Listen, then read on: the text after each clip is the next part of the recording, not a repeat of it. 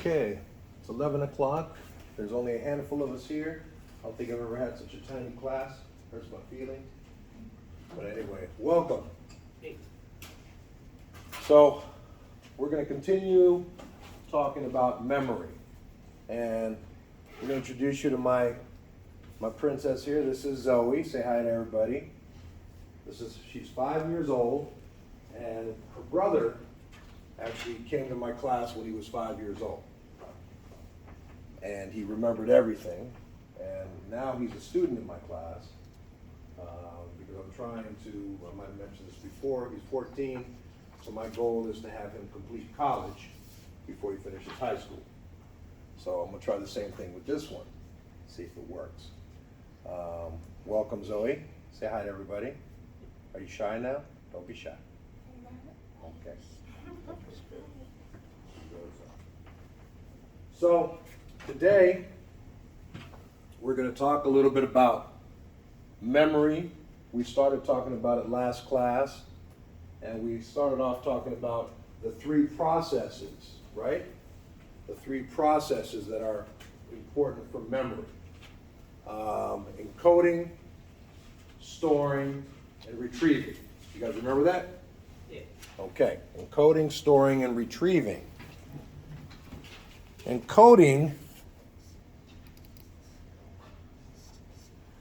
is when you make some kind of mental representation of something so it can be stored in your memory. What does a mental representation mean? Anybody? Mental representation. You know, sometimes when you can't remember names, how many of you are bad with names? Okay. I see a lot of people every day, and the only way is I remember their names, I make some kind of association sometimes, with a person, a place, a thing, and that way I can connect their face to that name. So you're making a mental representation so it can be placed in the memory. Storing it is the actual process of trying to place something in your brain for a relatively permanent time. Now, the reason we use the word relatively is nobody really knows how long things stay safely stored in your brain. Okay? And then retrieving it, as we talked last class, is that process that we use to pull that information back out, whatever that process might be. I remember when I was in college, I took a history class, and we had to memorize a historical chunk of Russia. And what I did was, anybody ever heard of a band called Bonnie M? You guys are way too young. Bonnie M? Anybody Bonnie M? Bonnie M? They had a song that's really quirky called Rasputin. Rah, rah, Rasputin, la, la, la, la, la, la. Oh, yeah, that's okay. fine. Okay, that's Bonnie M. So, the way that I took this test is I memorized the song. So, during the examination, I'm going, rah, rah, Rasputin, and I'm going through the whole thing. Then I added components of mine into the song so I could remember. Well, I got an A. Because and to this day, I still remember that song. Yeah. Rasputin, Bonnie M. Okay. So you're placing something in your brain in order to be recalled. We talked about retrieval cues, those little tags that we put on memory so we can pull it out. It's just like a little Post-it note that we put on something. Okay? You access information without being cued. Well, the best representation of that is your phone number. It doesn't take much to be able to retrieve that. Your social. As a matter of fact, the most frustrating thing for me is I have no idea where I put my Social Security card back when I don't know how old. It disappeared many years ago. But do I remember my social security number? Of course I do. It's no work for me to retrieve that, right? Recollection. You're reconstructing a memory. So you're reconstructing a memory. You might see somebody and say to yourself, I remember the face, but I can't place where I've met them. So then you go back in your mind and you say, high school, my high school class, the high school dance, no. Work at the bank, people I work with, no. People that came to the counter, places. You're going through a whole process to recollect, to find that little cue that will take you back to the memory of who's standing in front of you. Recollection, reconstructing a memory.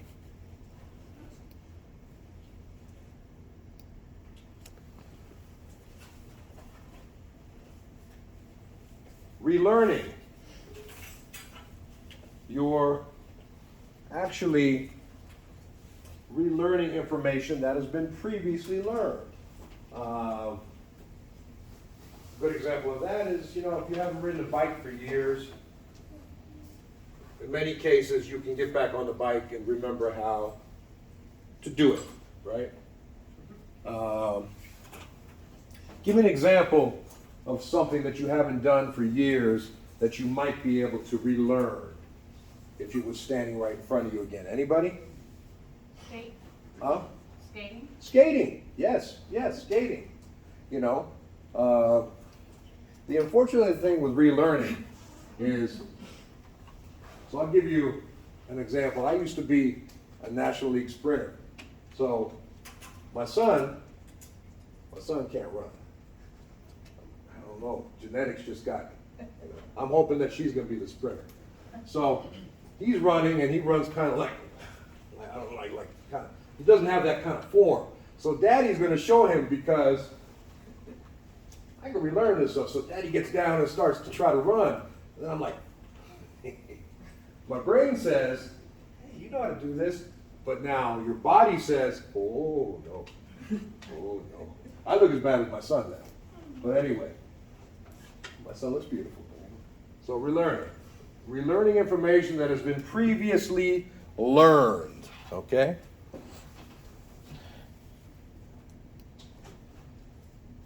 That's interesting because I always think about I always think about people who do 20 years in prison. And they get out and they drive, and I'm like, do they know, I'm driving? Oh yeah, oh yeah, you're relearning. You're relearning stuff. You're relearning stuff. Now memory is a very interesting thing. You have to work. Many of us have to do some work to actually put that stuff in your brain and keep it there. You have to do some work to be able to find it once it's in your brain. That's why a lot of things that kind of sneak into your brain, for example, I'm talking to you today. Something I say might resonate with you. You didn't work hard to memorize it. A year from now, you may be in a conversation and say something and not remember where you heard it. But there's something that was said that leads to an association to this day in your class, right? It's almost like deja vu, but not. Okay? So I'm going to show you real quick a video of some anomalies. What is it like for most of us to try to remember our lives? Scientists say most of us can remember 20, 30, 40 emotional events, powerful days in our lives as it goes by. But you can be the one with a one-of-a-kind event that allows you to play for life like a movie, recalling each day with detail, emotional detail. Researchers say it is an autobiographical memory that is simply unmatched. Scientists at the University of California, Irvine, have been studying it for 8 years, and she's kept her identity a secret all that time. But now she is ready to talk on GMA and in a new book called The Woman Who Can't Forget. They call her AJ. The subject of most medical studies are usually anonymous. She's a woman with the most amazing memory known to science. By understanding how her brain does this, we may help write a new chapter of memory research. It's got to be just like any reference. You go to the internet, you look at an encyclopedia, or you ask my sister. AJ remembers details of what she did every single day since she was 14. Instantly recalling dates of news events in her lifetime. She has the ability at a split second to tell you dates, times, what she was doing, what we were doing, what was happening in history. It's hard to describe. For her, being able to forget isn't easy. She became a fascination around the world, the human calendar. Doctors, journalists wanting to meet her. Her voice heard on the radio just once. If I'm able to cure a disease, it's a gift. But to remember like the end of every relationship or anything, it's hard. But it is formed who I am because I remember everything. Until now, she's been anonymous, dealing with the interest in her brain, her life. Almost too much for fair. She chose not to reveal herself to the world for several years. You can imagine it yourself. If suddenly the whole world knows about you, there's a lot of people out there. And we are joined now by AJ, who is really Jill Price, who's saying it on television. A 42-year-old school administrator from Los Angeles, and as I said, it is her first ever live appearance on television, and we had a chance to sit down earlier and do a tape dinner. Good morning, can I first some more questions? I love that you don't mind that we keep testing this way. All right, I know television is one of the things that you remember what you saw on television on the days in your life. So, when was JR shot on Dallas? When he was shot, or when you find out he was shot? Who shot him? He was shot on March 21st, 1980, and we found out November 21st, 1980. What about the end of All in the Family? Well, that was in March of 1978. What about Nancy Kerrigan attacked? Something that interested you? January 6th, 1980. Oh, Lord, you're right. The LA riots. They started on April 29th, 1982. Unabomber arrested? Ted Kaczynski arrested? April 3rd or 4th, 1996. April 4th, 1986. And you will see tonight, I'm reading from the book. I take this book and go through it, and you correct the book, and you are right at times. I think I have you, and you are right. I know you told me, you warned me, but I didn't believe you. And a lot of people didn't at first, including the scientists, when they first met you. They were astonished too. Let's talk a little bit about what it is to be inside your brain, because I'm trying to imagine, most of us cannot, what it is to have your history playing in your brain at the same time you're living in the present tense. Describe it. Well, like right now, in the present moment, talking to you, but I have a split screen in my head where I have a loop of memories just free flowing all the time. So simultaneously, the calendar of the past is going through. And details like what you had for lunch? Well, I can remember that. But that's, I mean, Just could give me be a day and anything. tell me something you remember for lunch. May 27th, 2006. What'd you have? I had BLT and tomato soup. Well, I want to tell everybody that this can be checked if you think it's just random.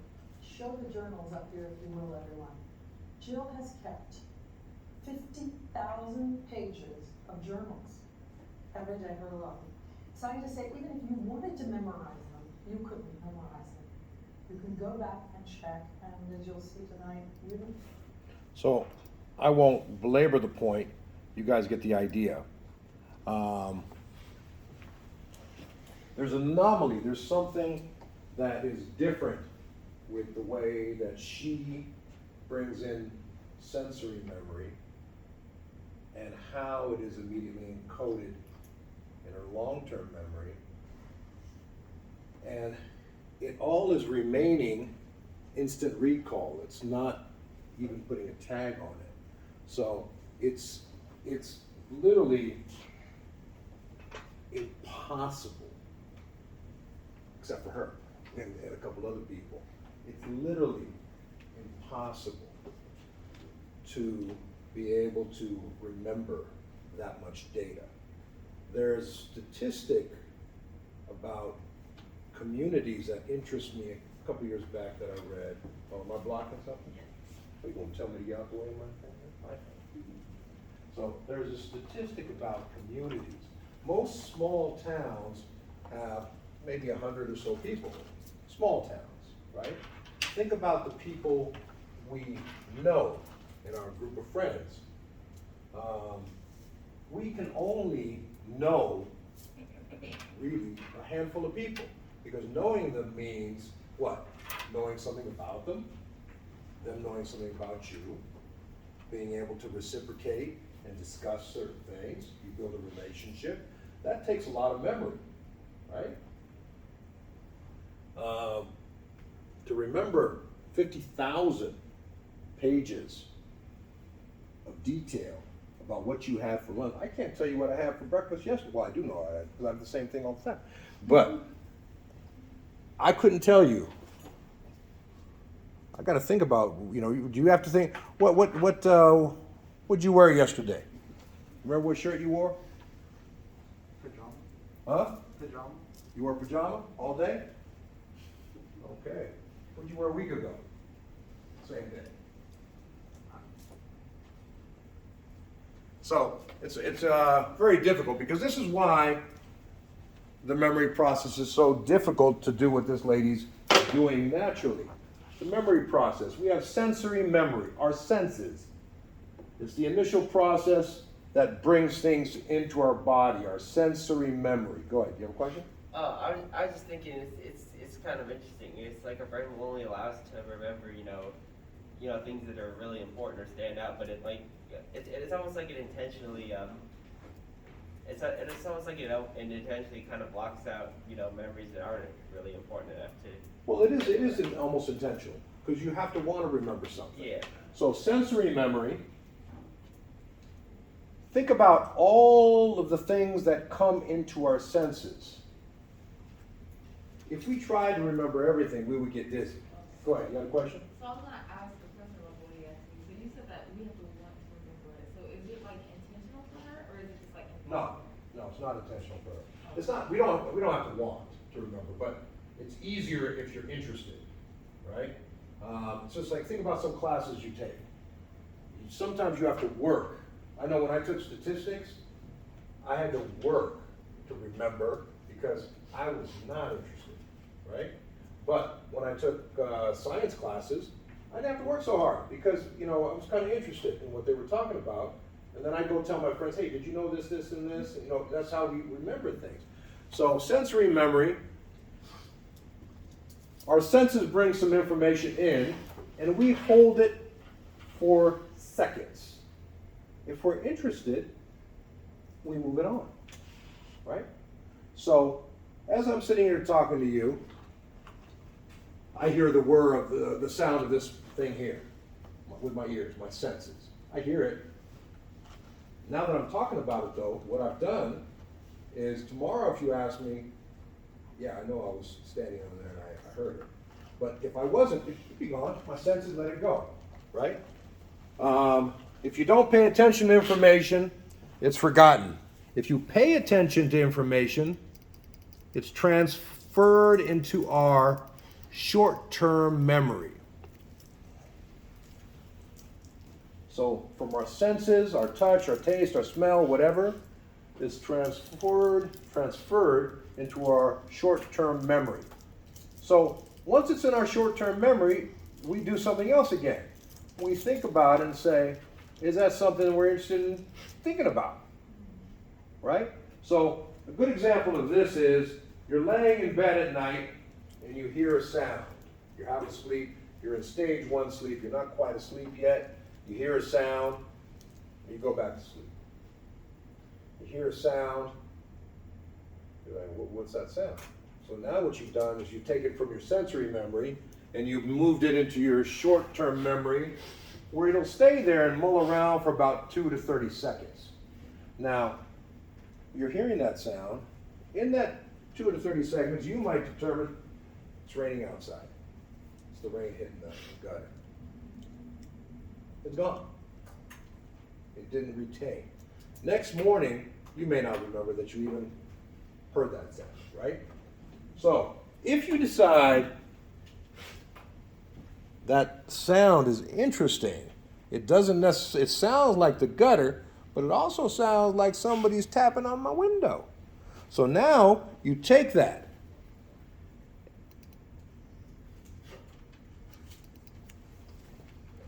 And you move it on to your long-term memory. Go ahead. You had a Oh, question? so I just needed to. I didn't have a question. I was just wondering if I could excuse myself for 1 second. Yeah, go ahead. I don't want to. Go ahead, go ahead, I didn't want to. No, that's fine. You're fine. Thank you. So, short-term memory, if it's something you're not interested in, it's gone. If it's interested, you hold on to it a little more, and you move it into your long-term memory, okay? Now you're thinking about it. Now you're doing the work to put a sticker on it. You're encoding it.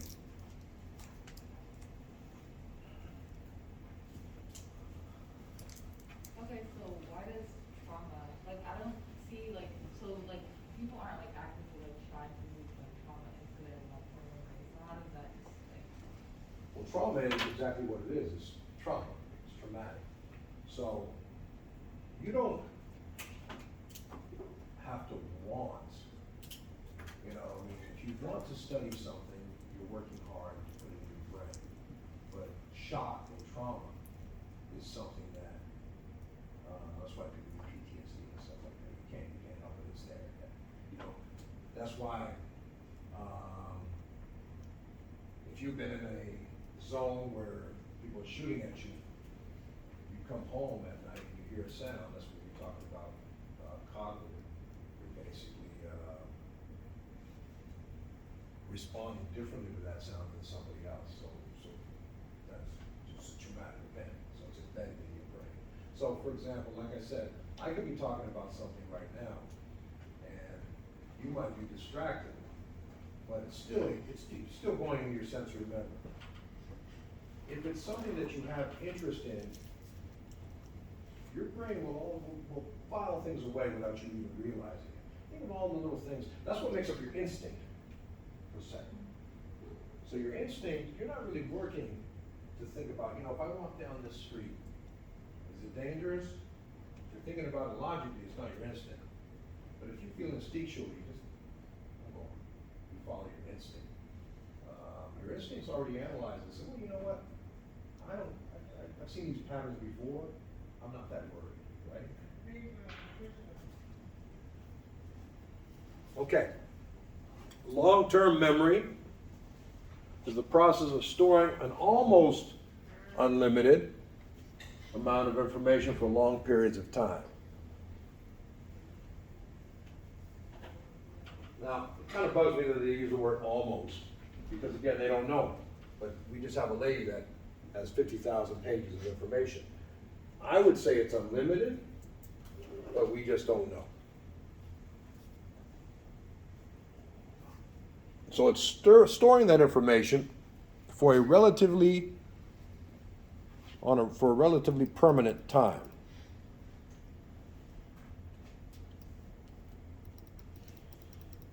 So this is actually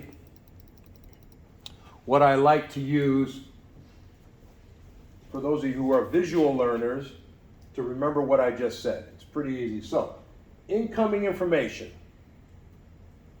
to your senses. Sensory memories right here. No attention, forgotten, right? If you pay attention, it moves now to your short-term memory. If you don't spend the time to think about it or encode it, it's forgotten. To put it in your long-term memory for an extended storage, you're rehearsing it. So that's what you do when you study for a test. You're rehearsing, you're practicing. You're putting things in your long-term memory. Did you have a question, Zoe? You raising your hand? No? No question? Stretching. Oh, okay, you're stretching, okay. So, that's the process that we just talked about just now in more of a visual term. Incoming information, sensory, selective attention to your short-term memory. More attention gets encoded to your long-term memory.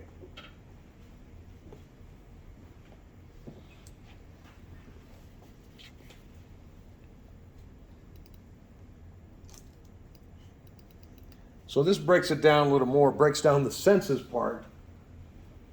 Iconic and echoic, it is as it sounds. Iconic are, think of icons, visual sensory memory. So with your eyes, you're seeing something, brief amount of time. If there's interest, it goes on to your short-term memory. No interest, it's forgotten.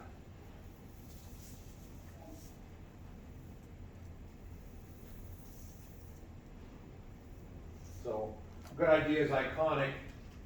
What iconic is, again, you walk into your house, you put the keys down, you walk away.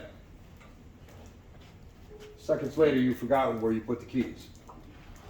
You walk in the house, you put the keys down, you look at those keys and you say, I just put the keys down on the podium. Now what you've done is you've actually put it into your short-term memory. If you rehearse it a couple times, say, I got the keys on the podium, then you've actually put it in your long-term memory. Echoic memory functions in much the same way. Where you're talking about what you hear. You hear a sound. If there's any interest in that sound, it'll move on to your what memory? Short-term memory. If within 2 to 20 seconds there's no interest, you've forgotten the sound. You fall back asleep.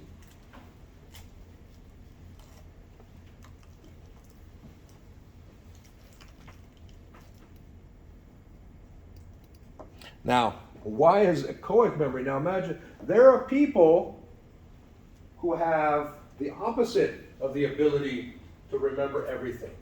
They have the inability to remember anything. So,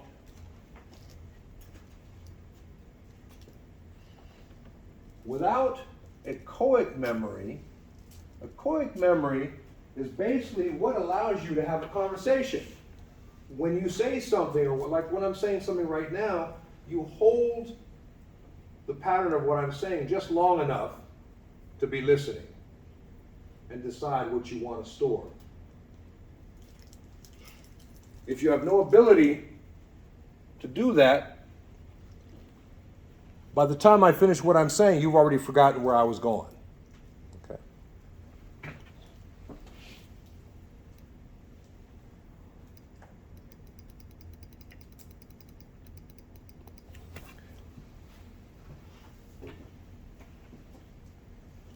So, the lady that remembers everything, when I first heard about her, I thought, wow, what a gift. I mean, who wouldn't love to remember everything, right? Do you think that's a gift? I don't think that's a gift. It's not a gift, because the brain heals itself by allowing you to forget stuff, allowing you to alter what really happened, and allowing you to remember things in a much more favorable way. So that way you don't feel depression and pain for something that might have gone wrong, right? So, you know, your boyfriend, girlfriend breaks up with you, you know, over time you forget that you were a butthead, and think, you know what, that's the best thing that could have happened to me, right? But if you remember every detail, it doesn't really help you with that, does it? For many things. So, you had a question? Oh no, I was just saying I can even think of like small I can even think of like small things throughout your day-to-day life that are just a slight inconvenience to you, but somehow, you know, get on your nerves more than they should. Right. And those are things you like forget within you know, a day or even a matter of hours. But if you have to like remember those in great detail, that could really That would be a great burden, Yeah. burden to have to remember in detail all of your, well, successes, I guess, would be fine, but your failings, mistakes, errors, problems, things that went wrong. So sensory memory gives you the ability to basically relax, prevent you from being overwhelmed. If there was no sensory memory, every sound in this classroom right now would be shooting to my long-term memory. You know? Everything that's said, every crinkle of paper, every sigh, every grunt, everything would be like present right then, right? So the fact that you're able to think about for a minute, or you're given time to decide, and you don't even really think about it, you're given time to decide what's important and what's not, gives you time to decide what you want to focus on, right? Stability, playback, and recognition. Okay? You could sit down and go over it for a second and say, oh, that's something I really want to focus on right now.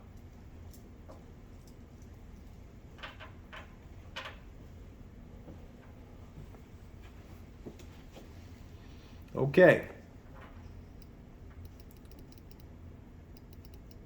So, we said we have sensory memory, our senses, moving it on to short-term memory.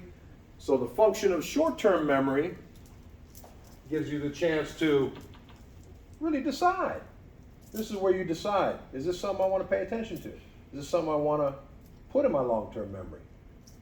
Think about it a little more, right? If not, you move on. It allows you to rehearse. So your short-term memory holds it long enough for you to study for a test and decide, 1 + 1 equals 2. 1 + 1 equals 2. 1 + 1 equals 2. 1 + 1 equals 2. So you're rehearsing it. You remember the rhythm. You hear the rhythm again. 1 + 1 allows you to hold information till you decide what you're going to do with it. Short-term memory also is like I said, it's the point where you actually put those little Post-its on something so you can slip it into your long-term memory. You get to decide in your short-term memory what you will need to get that back. Because for me, that's what differentiates a quote-unquote genius from everybody else. It's not, it's work, right? If you can get this, no, that's okay. That's okay.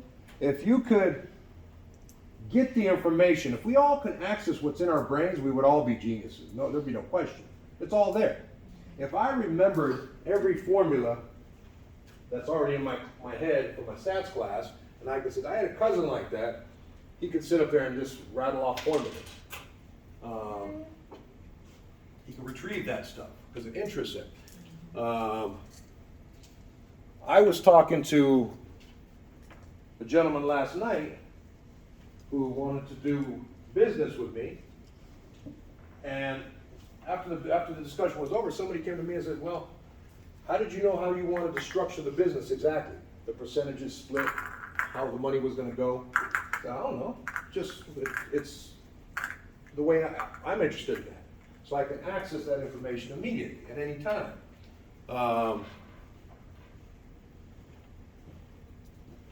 Okay, so there's the things we enjoy and the things we don't. So that's why we call short-term memory working memory, because that's where we're doing the work. That's where we're doing the work that we need to put something in our mental filing cabinet. Okay? Repeating, rehearsing. Anybody have an example of how they work to remember things? how do you remember things? What do you do to work to remember things? We're all actually in college, me too, because I'm still learning, and we have ways that we practice. Right. Depends on what it is. So say for assignments, I have to write it down. Okay, so you need to write it down. That repetition, seeing it with your sensory memory, even feeling what you're writing is what you use to put it. Go ahead. Read it out loud. That's a really good way. You know, so what do you do? I relate new things I learned to things I've experienced. Okay, good. Association. Association. Okay. Zoe, how do you remember things? I'm smart. Huh? I'm smart. You smell it? I'm smart. You're smart. Well, I know you're smart. Okay, good. Okay, that's how you remember things. Good. So, anyway, so we all have our strategies to place things in our long-term memory. Now, things that I've used, I read things out loud. Association, definitely. Music used to work with me in college. If I can get a rhythm, if I can put things in a rhyme or a rhythm, I remember it forever. You were talking about communications class. That was always a challenging class for me because you have to remember speeches in some cases and remember now you got to stand up in front of the class normally and speak. So you not only have your long-term memory that you're trying to retrieve information, you got interference. That's throwing you off from remembering things. So interference results when information enters the short-term memory and basically pushes out what you're trying to remember. So interference is something like this. You're studying for something and the phone rings. And you get on the phone and you're talking with your friend for 20 minutes. And then you've ruined the process of trying to remember something. So it's just any kind of interference.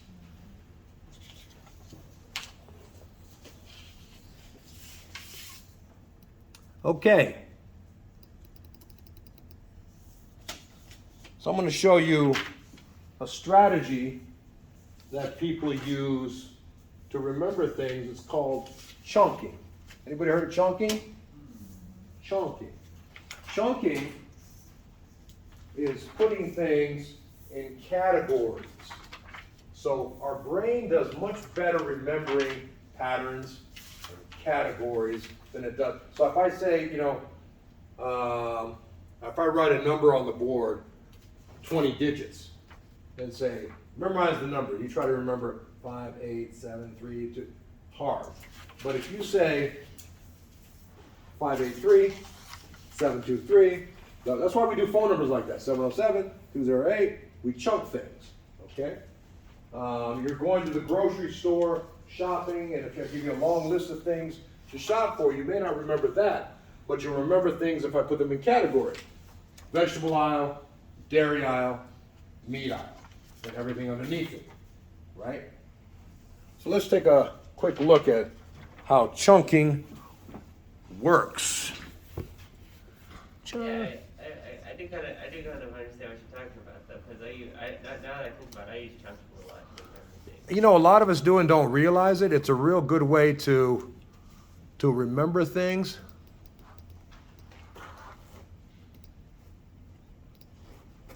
See if we got it. I don't know what this is. Well, that's not what I was looking for.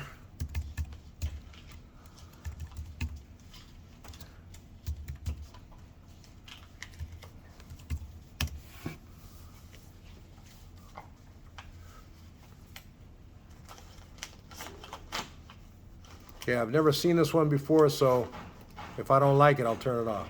When it comes to birth control, Because mine's not you should opening. go with what makes sense for your life. Take a look at this random list of objects. You could try to memorize this list by reading it over and over. Or try imagining this. The barn caught fire, and the dog saved the sleeping boy by dragging him by his pants to the mailbox. Now, Take a moment to burn that scene into your brain. Okay, what were those 5 items we listed? Chances are you remembered all of them, but creating vivid images isn't the only way to boost your memory, as you're about to find out in this next game. Take a look at the number on your screen. Unless that number means something to you, your brain is already in the process of forgetting it. That's because short-term memory is a brief holding place for memories that have no long-term importance or emotional connection, but which might be useful in the immediate future. Like when you get the check at a restaurant. You only need to remember the total long enough to figure out the tip. A perfect job for your short-term memory, which lasts for no more than 30 seconds. So, how much was that bill we just showed you? Chances are you remember. But what about that 10-digit number we showed you earlier? Not only are those numbers outside your short-term memory's 30-second window, but there's also a cap on how much information can be stored there, usually around 4 or 5 items, which is why your brain still remembers this, but not this. The good news is, you may be able to improve your short-term memory. All it takes is a dash of inspiration. To see what we mean, try to memorize this 10-digit number. Time's up. We'll give you a few seconds to let that sink in. Enjoy. You guys remember it? Nah, not quite. I don't remember. You don't remember it? Anybody remember it? The last 4, 3, 9, What are 3, these 7. elephants?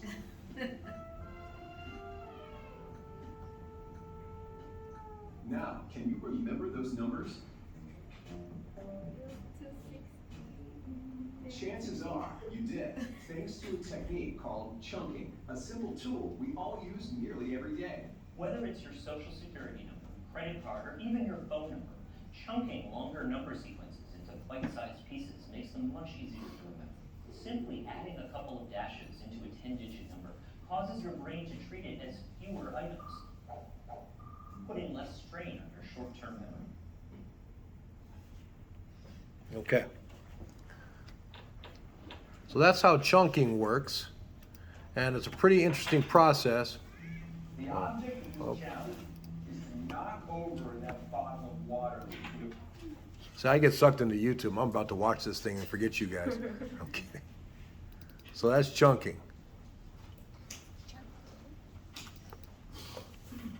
Long-term memory, as I was saying, is putting information into long-term memory. It's encoded, and you're putting it in there for a relatively long period of time. You've done your work, you've repeated it, you've formed associations, you've done what you need to do, you've added the tags to it, so you can pull that stuff out. Right? That was good. If I'm no different than you guys. You know, I'm lazy. We're all lazy. Lazy human beings. Anybody not lazy out there? Just go on. Well, so we all could be amazingly gifted in pulling information out. It's only strategies to do it that make you look like you're a savant, right? But it takes work. There's something I'll show you if we get to it today, the Memory Olympics, where people actually compete memory. We're trying to remember hundreds of letters, hundreds of words. What? Are you gonna leave now? You remembered that you got something to do? Okay. Okay, no problem. So, you know, you got the Memory Olympics where people actually practice remembering long codes of numbers. They get a whole deck of cards, they gotta remember everything in the cards. But they do it by creating patterns, sometimes that make no sense to us. There's one young lady that I'll show you, if not this class, next class, where she creates a story. She creates a story. So if I had to remember like these things, the lion of Oregon was nice when he growled. Stupid as that. So now, I'll remember when they said, what word was there? Long. The lion of Oregon was nice when they growled. That's what I remember. So you create the story. You will not forget the story, right? So if you do that for every word here, you create a story, you will remember, right? The code attached to it. So long-term memory is encoding, is about encoding, storing, and the ability to retrieve that information.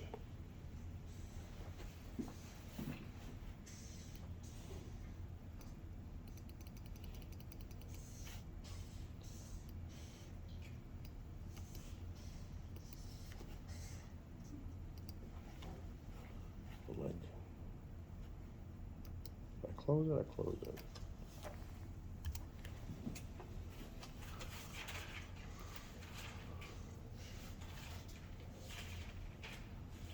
Oh, so Alexander.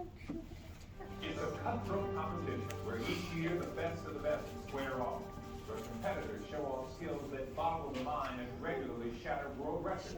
They're not running faster or jumping higher. They're remembering more.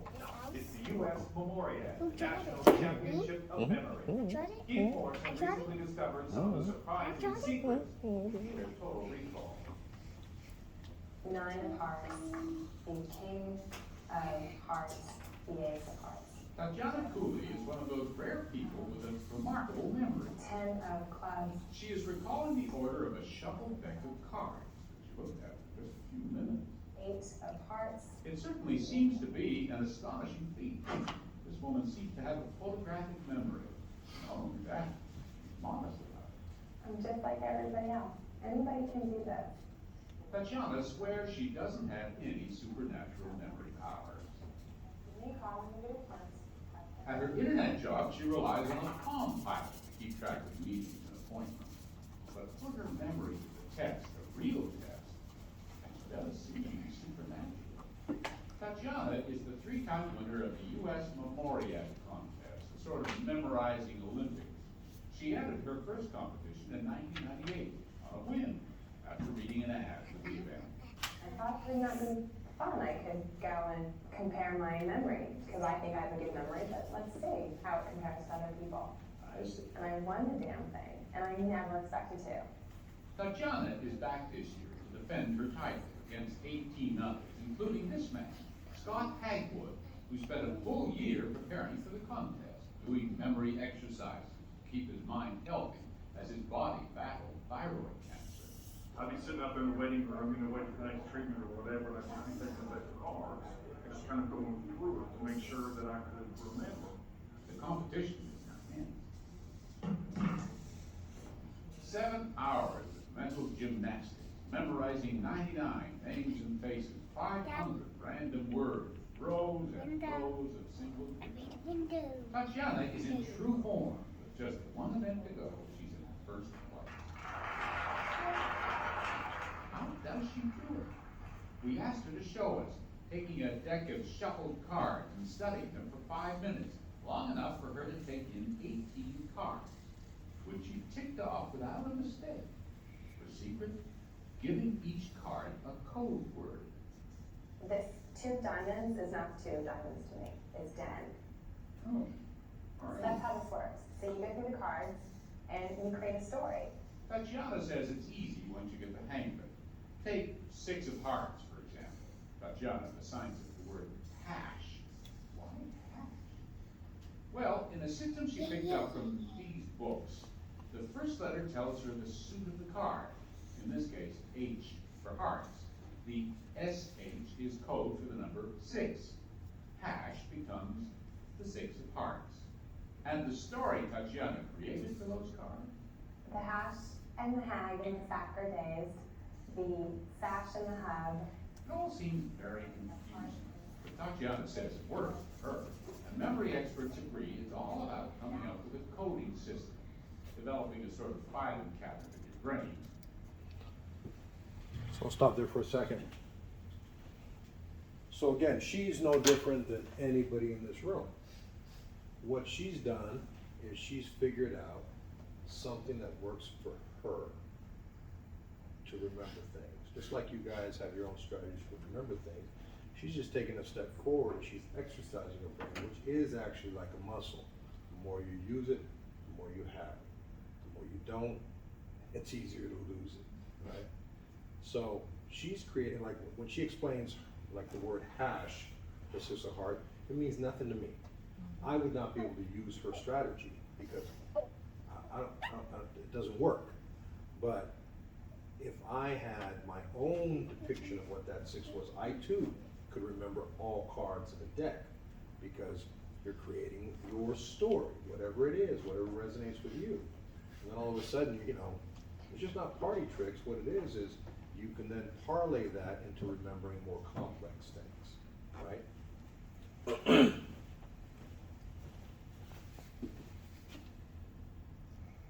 But says Tatiana, these things do take effort. Be it at work or at home, I make a conscious effort to do some kind of memorization of something. Our research shows that if you take an individual, you can improve the memory performance in virtually any areas of a memory task. Florida State psychology professor Anders Ericsson has spent years studying superior memory.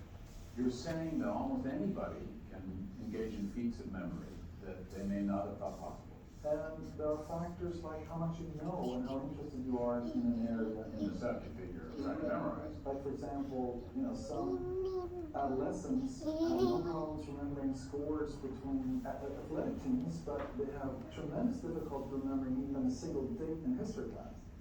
How important to memory is that meaningful connection in your mind? Dr. Erickson said he would show us with help from a graduate student named Rajan, who happens to love numbers. Could this go row by row like this? Well, Rajan steps out of the room and Dr. Erickson asks students to call out the last digit of their social security number, creating a matrix for Rajan to recall. Well, After all the minute and 10 seconds studying the 36 digits, okay, I'm done. Rajan is ready to recall the numbers.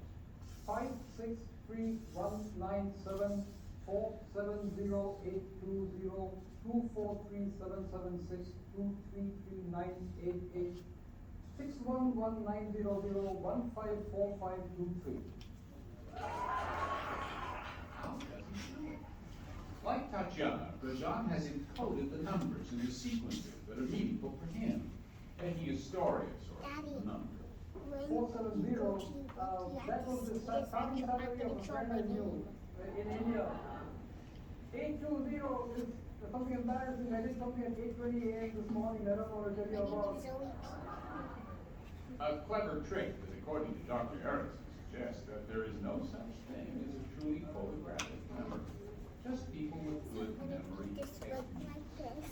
So I disagree with Dr. Erickson. But he said there's no such thing as a truly photographic memory. That there's just too much proof to the contrary, right? So it disappoints me that he says that. Now, what we have to understand is photographic memory is not what the name says it is, because you may have an amazing memory of events, but your brain will always alter it slightly, you know? So it's not a perfect photograph, but it is a photograph of sorts.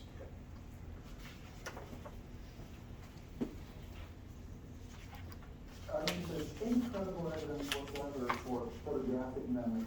I've spent about 5 years trying to find even a single individual who can close. Diagonal from the top left to the bottom right. 5, 7. To make his point, Dr. Erickson asks Rajan to recall the numbers diagonally. Takes the time longer than when he recalls them more. 3. That's because Rajan is not seeing a picture, matrix in his mind at all. He's recalling the meaningful sequences one by one. To show just how important it is to have things make sense in being able to remember them, Dr. Erickson and his colleagues run experiments like this one. This champion chess player is given 5 seconds to look at the chessboard whose pieces are positioned as they would be in a map. Then he's given 2 minutes to reproduce the positions, which he does almost perfectly. But when but he spends the same amount of time looking at a chessboard in which the pieces are placed at random. He has trouble remembering the placement of almost any of them. One board has meaning for the chess master, the other does not. So in this case, with the chess master, you understand what's going on? He's being asked to recreate the positions of the chess pieces on the board. The first time he's done it, he does it the way it would be set up for chess. And it means something to him. Then they say, okay, random. He can't do it random because that means nothing to him. You know, he understands chess. That's what he likes. So he can actually remember where the chess pieces go. If it makes no sense, it's hard for him. So this is him saying that yes, it's not a photographic thing. But again, there are individuals who do have photographic memory. Looking for meaning in any kind of activity is a very effective way now of improving your memory for it. In fact, it may be hardwired in our brains. Scientists are now peering inside the brain to find out exactly how memories are formed. All you have to do is stay absolutely still. In experiments like this one, Harvard University researchers had test subjects go through an MRI that scans their brain as they're shown a list of words. Okay, you're doing fine. Please squeeze the squeeze ball. The researchers found two specific areas of the brain, the frontal lobe and temporal lobe, show increased activity when people focus on the meaning of words. The more activity, the more likely the person is to remember those words later on. Again, it all comes down to attaching meaning. People need to be aware here that they can. So the important point for you guys as students is meaning, right?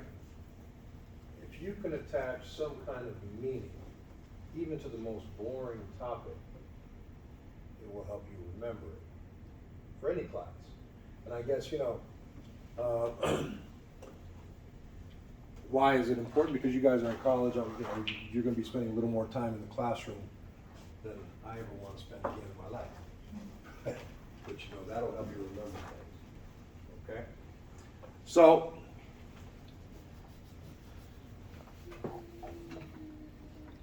let me just throw this at you real quick, and then we'll call it a day.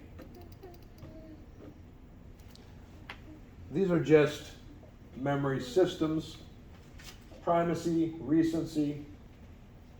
Primacy is those of us who do a better job remembering something presented at the beginning of a task, right? So if I say, okay, you will jump on one foot and turn around, and you'll remember that. Some people do much better remembering when it's explained at the beginning. Other people do better when it's explained after it's shown. So that's recency at the end of a task. So in the case, I'm going to show you what I'm going to do, and then it's easier for you to remember. Everybody has their own comfort zone. Me, I'm here. I want you to show me at the beginning of the task and show me at the end of the task. And then let me touch it myself. And then I might remember it. Okay. I was always one of those students that I don't do well if you just tell me something. I'm not necessarily listening. I want to see it. And I want to try it myself. Sometimes I like to go off on my own and try it because you have your own insecurities sometimes about learning things in front of other people. You're like, okay, let me just try it, But you have to have your own strategy and figure out what works for you. Okie dokie? Oh, my back. Well, so what do you think of the class today, Zoe? Was it good? Did you learn something? What did you learn? You learned your head?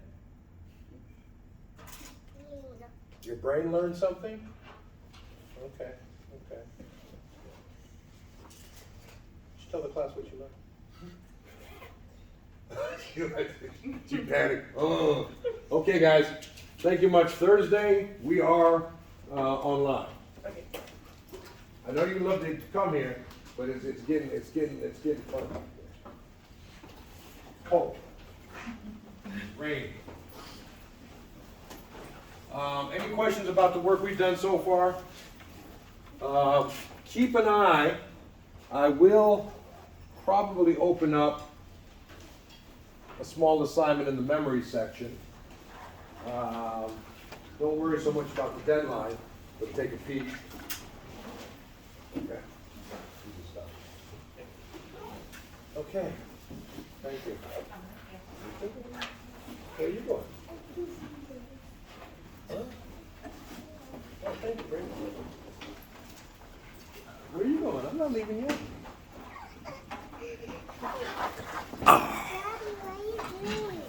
What? What are you doing?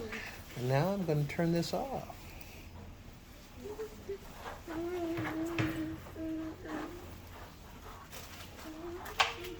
Thank you. Take care. Thank you very much, guys. This. Oh, I love it. You made this in class today? Sure, but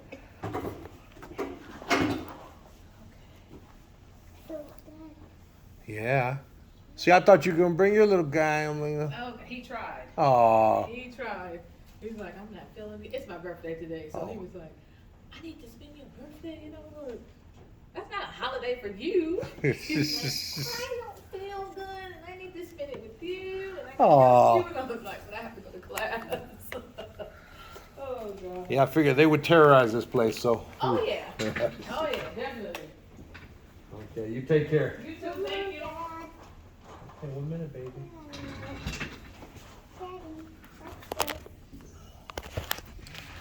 So Zoe, did you like your first day of school with Daddy? yes, Did- this is the greatest school time in all life. Good. Let's just take a picture of Daddy and Zoe. Daddy and Zoe at school. Mwah.